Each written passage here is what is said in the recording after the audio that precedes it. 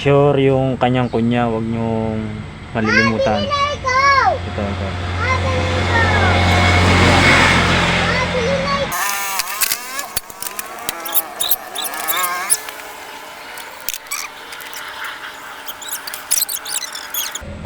Tsaka yung susunod itong kick shop. Ito yung pinakang kicker niya, kickstarter. Tsaka bukod doon, huwag nyong malilimutan lagi ang washer. Dito siya nakalagay. At sa oras pag nawala ito, iingay yan. Kakarag dito yan sa mismong idle gear niya. Kakarag yan. Kailangan may washer siya. Manipis na manipis lang clearance niyan. Pag nasira ito, iingay ang makina niya.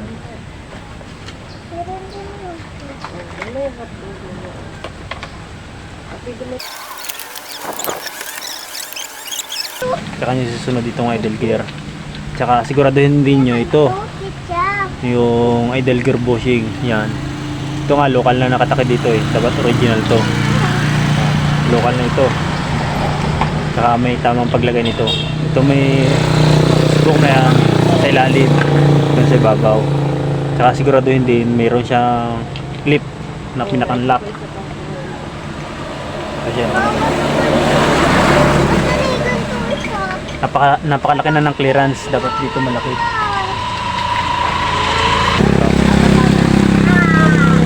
Clip.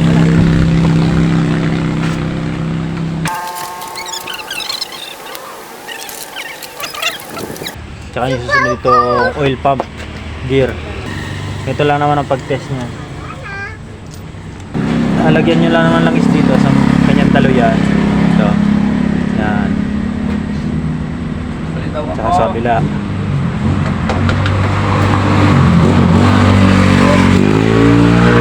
Tsaka nyo pag-iutin yan. Ibig sabihin goods yan. Yan. Pag ganyan. Huwag nyo rin kakalimutan itong o-ring nya sa oil pump. Tsaka itong dowel pin.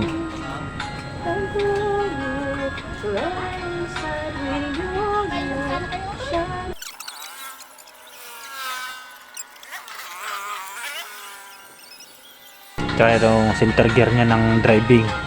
Ito. Center gear ng driving. Tsaka ito, huwag nyo kakalimutan itong kunya.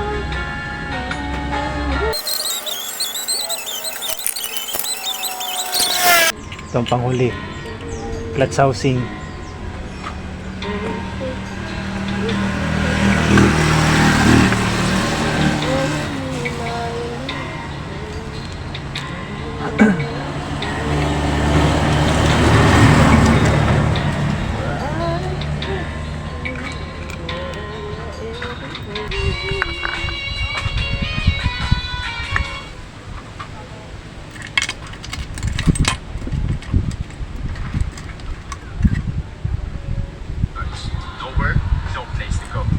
So, we decided to travel with the name Palawan.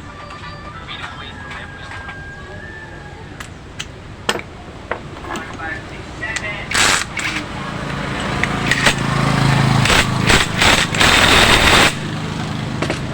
So yun guys, thank you, peace.